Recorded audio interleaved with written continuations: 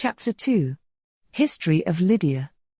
The government, which formerly belonged to the Heraclid, passed to the family of Croesus, who were called Mermnade. Candace, whom the Greeks call Merciless, was tyrant of Sardis, and a descendant of Alcaeus, son of Hercules. Phaegron, son of Ninus, grandson of Belus, great-grandson of Alcaeus, was the first of the Heraclid who became king of Sardis, and Candace, son of Mercus, was the last. They who ruled over this country before Agron were descendants of Lydia, son of Attis, from whom this whole people, anciently called Meonians, derived the name of Lydians.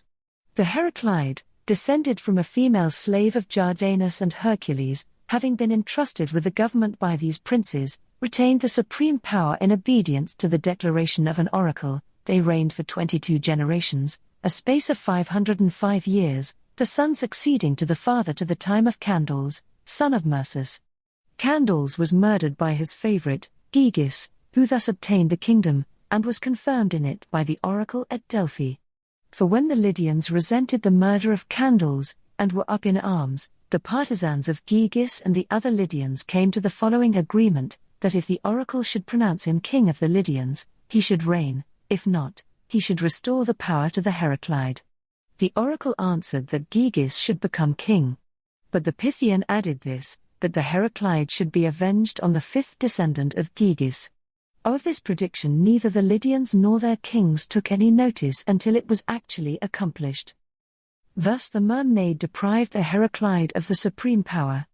Gyges sent many offerings to Delphi, indeed most of the silver offerings at Delphi are his, and besides the silver, he gave a vast quantity of gold, among the rest 6 bowls of gold, which now stand in the treasury of the Corinthians, and are 30 talents in weight, though, to tell the truth, this treasury does not belong to the people of Corinth, but Cypselus son of Eetion. Gyges was the first of the barbarians of whom we know who made offerings at Delphi, except Midas, son of Gordius, the king of Phrygia, who dedicated the royal throne, on which he used to sit and administer justice, a piece of workmanship deserving of admiration. The throne stands in the same place as the bowls of Gyges. Periander the son of Cypselus was king of Corinth, and the Corinthians say, and the Lesbians confirm their account, that a wonderful prodigy occurred in his lifetime. Arion of Methymna, second to none of his time in accompanying the harp, and the first who composed, named, and represented the dithyrambus at Corinth, was carried to Tenarus on the back of a dolphin. Arion, having continued a long time with Periander, made a voyage to Italy and Sicily, acquired great wealth there, and determined to return to Corinth. He set out from Tarentum, and hired a ship of some Corinthians, because he put more confidence in them than in any other nation, but these men, when they were in the open sea, conspired together to throw him overboard and seize his money. Learning of this he offered them his money, and entreated them to spare his life. But he could not prevail on them. The sailors ordered him either to kill himself, that he might be buried ashore, or to leap immediately into the sea. Arion, reduced to this strait, entreated them, since such was their determination, to permit him to stand on the stern of the vessel in his full dress and sing, and he promised when he had sung to make way with himself. The seamen, pleased that they should hear the best singer in the world, retired from the stern to the middle of the vessel. Arion put on all his robes, took his harp in his hands, stood on the rowing benches and went through the Orthian strain. The strain ended, he leapt into the sea as he was, in full dress, the sailors continuing their voyage to Corinth, but a dolphin caught him upon his back, and carried him to Tenarus, so that, having landed, he proceeded to Corinth in his full dress, and upon his arrival there, related all that happened. Periander gave no credit to his relation, put Arion under close confinement, and watched anxiously for the arrival of the seamen. When they appeared, he summoned them and inquired if they could give any account of Arion. They answered that he was safe in Italy, and that they had left him flourishing at Tarentum. At that instant Arion appeared before them just as he was when he leapt into the sea, at which they were so astonished that, being fully convicted, they could no longer deny the fact. These things are reported by the Corinthians and Lesbians, and there is a little bronze statue of Arion at Tenarus, representing a man sitting on a dolphin. Alyattes the Lydian and father of Croesus, having waged a long war against the Milesians, died after a reign of 57 years. Once upon recovery from an illness, he dedicated at Delphi a large silver bowl, with a saucer of iron inlaid, an object that deserves attention above all the offerings at Delphi. It was made by Glaucus the Chian, who first invented the art of inlaying iron. At the death of Aliates, Croesus, then 35 years of age, succeeded to the kingdom. He attacked the Ephesians before any other Greek people. The Ephesians, being besieged by him, consecrated their city to Diana, by fastening a rope from the temple to the wall. The distance between the old town, which was then besieged, and the temple, is 7 stadia. Croesus afterward attacked the several cities of the Ionians and Aeolians in succession, alleging different pretenses against the various states. After he had reduced the Greeks in Asia to the payment of tribute, he formed a design to build ships and attack the islanders. But when all things were ready for the building of ships, Bias of Priene, or, as others say, Pittacus of Mytilene, arriving at Sardis, put a stop to his shipbuilding by making this reply: when Croesus inquired if he had any news from Greece, "O king, the islanders are enlisting a large body of cavalry, with the intention of making war upon you and Sardis." Croesus, thinking he had spoken the truth, said, "May the gods put such a thought into the islanders, as to attack the sons of the Lydians with horse." The other answering said, "Sire, you appear to wish above all things to see the islanders on horseback upon the continent, and not without reason. But what can you imagine the islanders more earnestly desire, after having heard of your resolution to build a fleet to attack them, than to catch the Lydians at sea, that they may revenge on you the cause of those Greeks who dwell on the continent, whom you hold in subjection?" Croesus, much pleased with the conclusion, and convinced, for he appeared to speak to the purpose, put a stop to the shipbuilding, and made an alliance with the Ionians that inhabit the islands. In course of time, when nearly all the nations that dwell within the river Elise, except the Cilicians and Lycians, were subdued, and Croesus had added them to the Lydians, all the wise men of that time, as each had opportunity, came from Greece to Sardis, which had then attained to the highest degree of prosperity, and amongst them Solon, an Athenian, who made laws for the Athenians at their request, and absented himself for 10 years, sailing away under pretense of seeing the world, that he might not be compelled to abrogate any of the laws he had established, for the Athenians could not do it themselves, since they were bound by solemn oaths to observe for 10 years whatever laws Solon should enact for them. On his arrival Solon was hospitably entertained by Croesus, and on the 3rd or 4th day, by order of the king, the attendants conducted him round the treasury, and showed him all their grand and costly contents. After he had seen and examined everything sufficiently, Croesus asked him this question: "My Athenian guest, the great fame as well of your wisdom as of your travels has reached even to us. I am therefore desirous of asking you who is the most happy man you have seen." He asked this question because he thought himself the most happy of men. But Solon, speaking the truth freely, without any flattery, answered, "Tellus, the Athenian." Croesus, astonished at his answer, eagerly asked him, "On what account do you deem Tellus the happiest?" He replied, "Tellus, in the first place, lived in a well-governed commonwealth, had sons who were virtuous and good, and he saw children born to them all, and all surviving. In the next place, when he had lived as happily as the condition of human affairs will permit, he ended his life in a most glorious manner. For coming to the assistance of the Athenians in a battle with their neighbors of Eleusis, he put the enemy to flight and died nobly.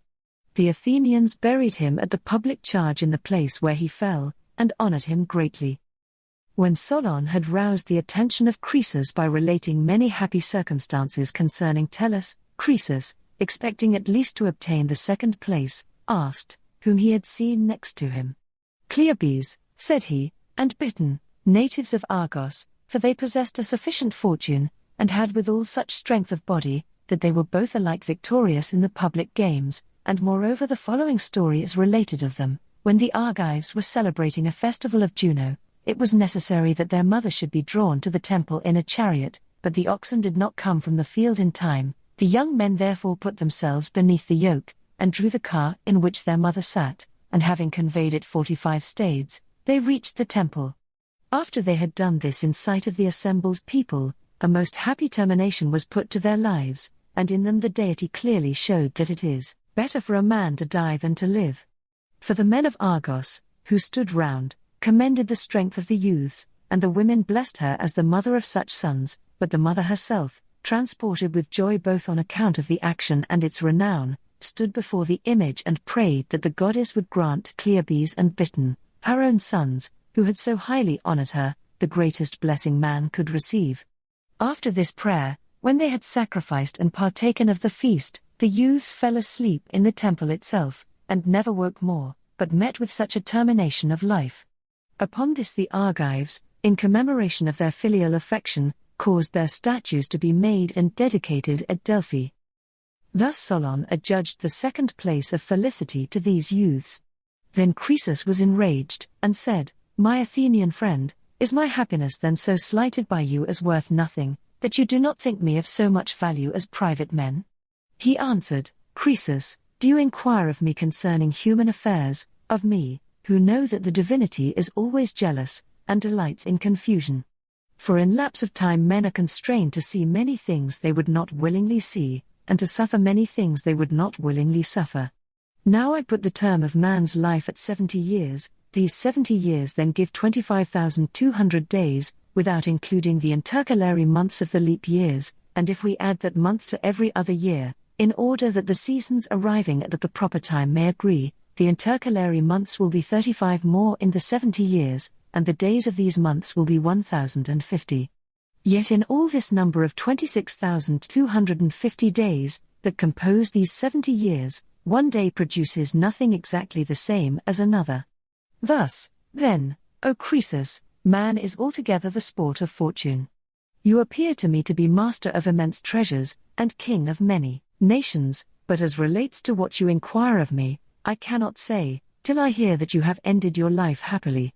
For the richest of men is not more happy than he that has a sufficiency for a day, unless good fortune attend him to the grave, so that he ends his life in happiness. Many men who abound in wealth are unhappy, and many who have only a moderate competency are fortunate. He that abounds in wealth, and is yet unhappy, surpasses the other only in two things, but the other surpasses the wealthy and the miserable in many things. The former indeed is better able to gratify desire and to bear the blow of adversity. But the latter surpasses him in this: he is not indeed equally able to bear misfortune or satisfy desire, but his good fortune wards off these things from him, and he enjoys the full use of his limbs, he is free from disease and misfortune, he is blessed with good children and a fine form, and if, in addition to all these things, he shall end his life well, he is the man you seek and may justly be called happy. But before he die we ought to suspend our judgment, and not pronounce him happy, but fortunate." When Solon had spoken thus to Croesus, Croesus did not confer any favor on him, but holding him in no account, dismissed him as a very ignorant man, because he overlooked present prosperity, and bade men look to the end of everything. After the departure of Solon, the indignation of the gods fell heavily upon Croesus, probably because he thought himself the most happy of all men. A dream soon after visited him while sleeping, which pointed out to him the truth of the misfortunes that were about to befall him in the person of one of his sons. For Croesus had 2 sons, of whom one was grievously afflicted, for he was dumb, but the other, whose name was Attis, far surpassed all the young men of his age. Now the dream intimated to Croesus that he would lose this Attis by a wound inflicted with the point of an iron weapon. When he awoke, and had considered the matter with himself, he relieved Attis from the command of the Lydian troops, and never after sent him out on that business, and causing all spears, lances, and such other weapons as men use in war, to be removed from the men's apartments, he had them laid up in private chambers, that none of them being suspended might fall upon his son.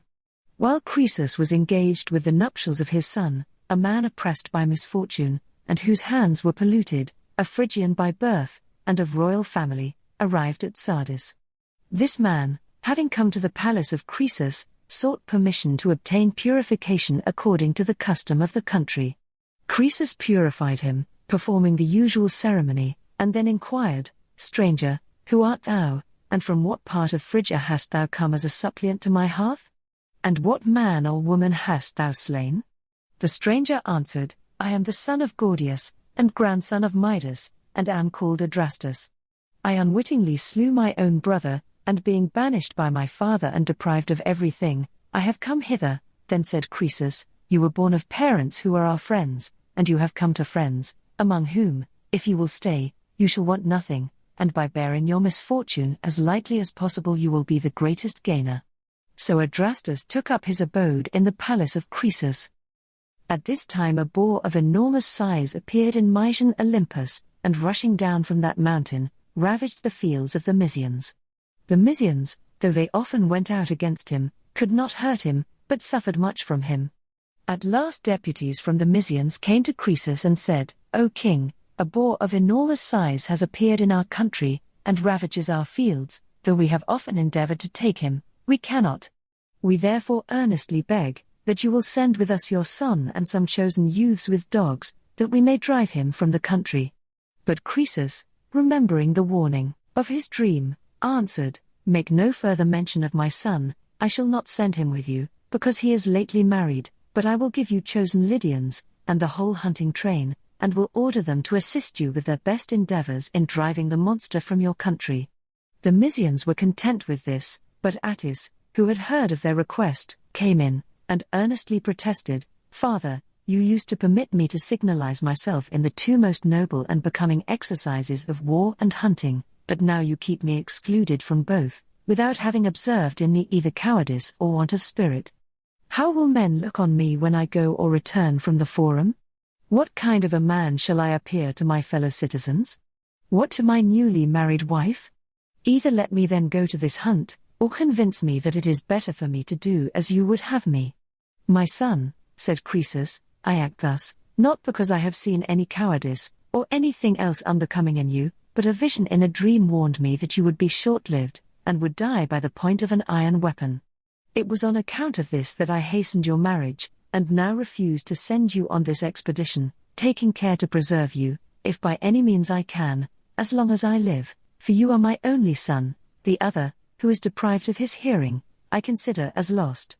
The youth answered, "You are not to blame, my father, if after such a dream you take so much care of me, but you say the dream signified that I should die by the point of an iron weapon. What hand, or what pointed iron weapon has a boar, to occasion such fears in you?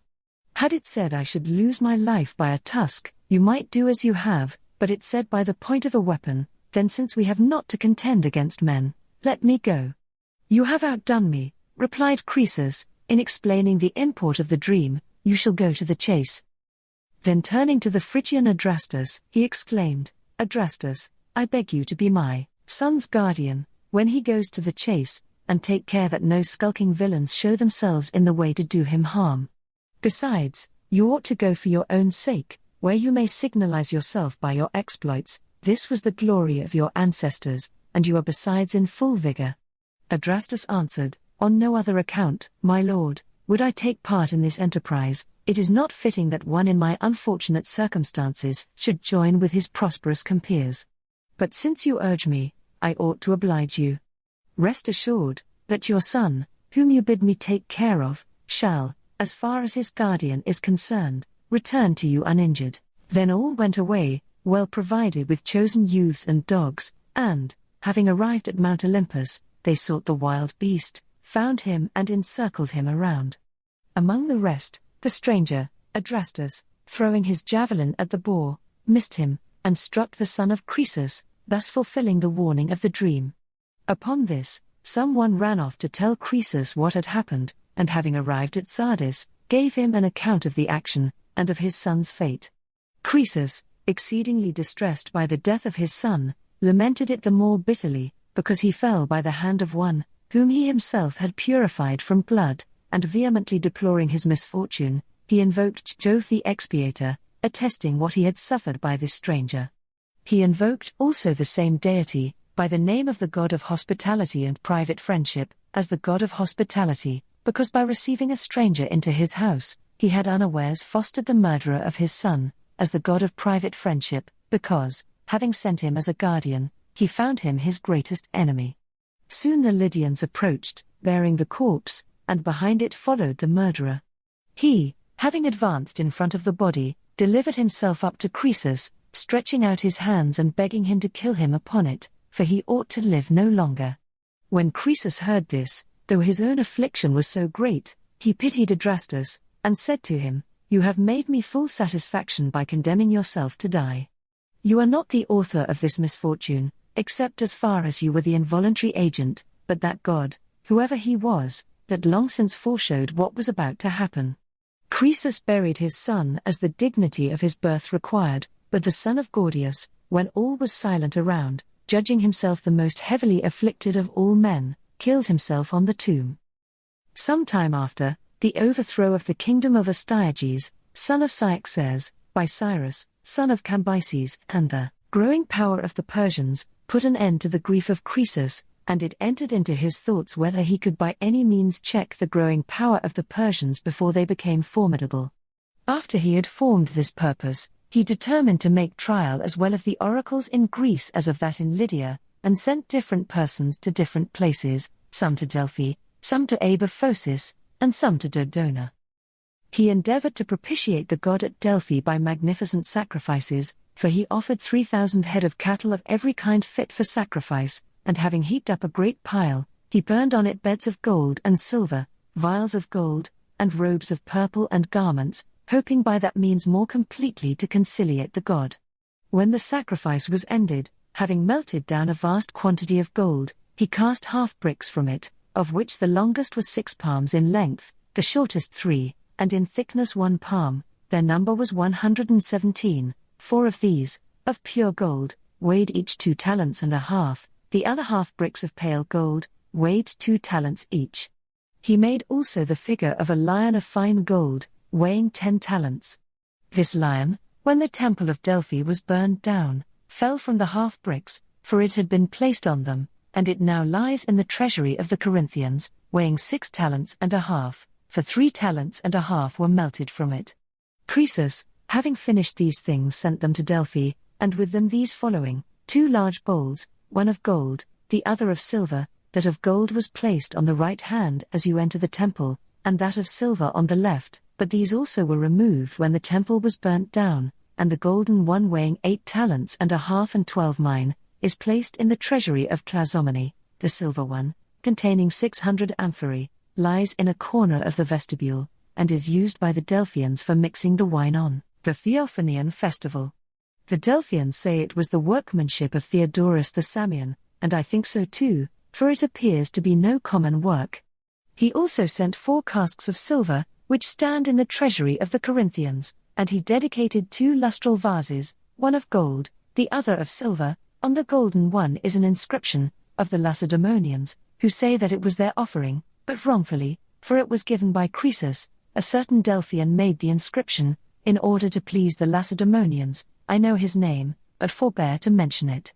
The boy, indeed, through whose hand the water flows, is their gift, but neither of the lustral vases. At the same time Croesus sent many other offerings without an inscription, amongst them some round silver covers, and a statue of a woman in gold 3 cubits high, which the Delphians say is the image of Croesus's baking woman, and to all these things he added the necklaces and girdles of his wife. These were the offerings he sent to Delphi, and to Amphiaraus, having ascertained his virtue and sufferings, he dedicated a shield all of gold, and a lance of solid gold, the shaft as well as the points being of gold. These are now at Thebes in the temple of Ismenian Apollo. To the Lydians appointed to convey these presents to the temples, Croesus gave it in charge to inquire of the oracles, whether he should make war on the Persians, and if he should invite any other nation as an ally. Accordingly, when the Lydians arrived at the places to which they were sent, and had dedicated the offerings, they consulted the oracles, saying, Croesus, king of the Lydians and of other nations, esteeming these to be the only oracles among men, sends these presents in acknowledgement of your discoveries, and now asks whether he should lead an army against the Persians, and whether he should join any auxiliary forces with his own. Such were their questions, and the opinions of both oracles concurred, foretelling that if Croesus should make war on the Persians, he would destroy a mighty empire, and they advised him to engage the most powerful of the Greeks in his alliance. When Croesus heard the answers that were brought back, he was beyond measure delighted with the oracles, and fully expecting that he should destroy the kingdom of Cyrus, he again sent to Delphi, and having ascertained the number of the inhabitants, presented each of them with 2 staters of gold. In return for this, the Delphians gave Croesus and the Lydians the right to consult the oracle before any others, and exemption from tribute, and the first seats in the temple, and the privilege of being made citizens of Delphi, to as many as should desire it in all future time. Croesus, having made these presents to the Delphians, sent a third time to consult the oracle. For after he had ascertained the veracity of the oracle, he had frequent recourse to it. His demand now was whether he should long enjoy the kingdom? To which the Pythian gave this answer: when a mule shall become king of the Medes, then, tender-footed Lydian, flee over pebbly Hermus, nor tarry, nor blush to be a coward. With this answer, when reported to him, Croesus was more than ever delighted, thinking that a mule should never be king of the Medes instead of a man, and consequently that neither he nor his posterity should ever be deprived of the kingdom. In the next place he began to inquire carefully who were the most powerful of the Greeks whom he might gain over as allies, and on inquiry found that the Lacedaemonians and Athenians excelled the rest, the former being of Dorian, the latter of Ionic descent, for these were in ancient time the most distinguished, the latter being a Pelasgian, the other an Hellenic nation.